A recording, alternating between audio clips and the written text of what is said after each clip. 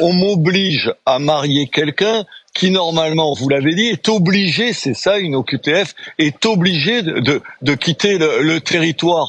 On m'oblige en gros à signer un papier officiel qui par ailleurs lui permettrait de rester sur le territoire français alors qu'il était en situation illégale. Vous l'avez dit plusieurs fois entendu par la police. Je viens de l'apprendre d'ailleurs, condamné par la justice pour des faits de violence, et c'est moi qui dois rendre des comptes. Mais enfin, attendez, on marche sur la tête, c'est ubuesque cette situation.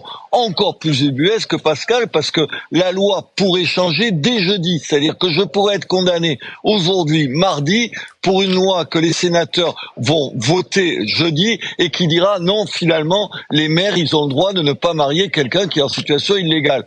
Enfin, attendez, tout ça n'a aucun sens. Que peut-il faire, même ce juge, puisqu'un juge applique la loi ?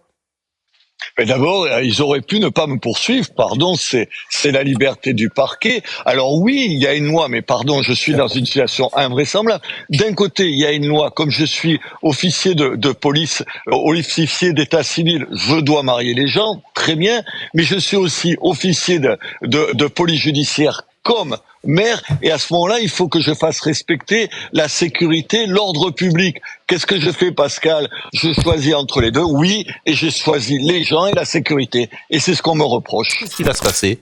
Non, ce qui va se passer exactement, le procureur va me proposer de plaider coupable et va me proposer une peine. Je ne sais pas ce qu'il va me proposer, et là, il y a deux solutions, où j'accepte.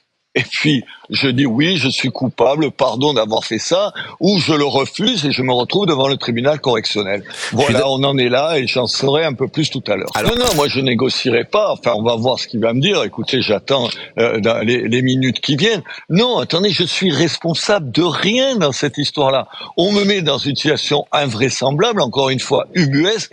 Qu'est-ce que vous voulez que je fasse ? C'est pas moi qui l'ai expulsé, c'est pas moi qui l'ai empêché de se marier. Il est expulsé parce qu'il est il y a une OQTF, parce qu'il est en situation illégale, et c'est pas moi qui l'ai empêché de se marier. Il s'est mis dans cette situation, c'est lui qui est responsable de ça, et c'est la justice qui doit trouver une solution. Le problème, c'est que la solution, elle sera que jeudi, et en attendant, je suis là devant le tribunal où je vais vous laisser parce que...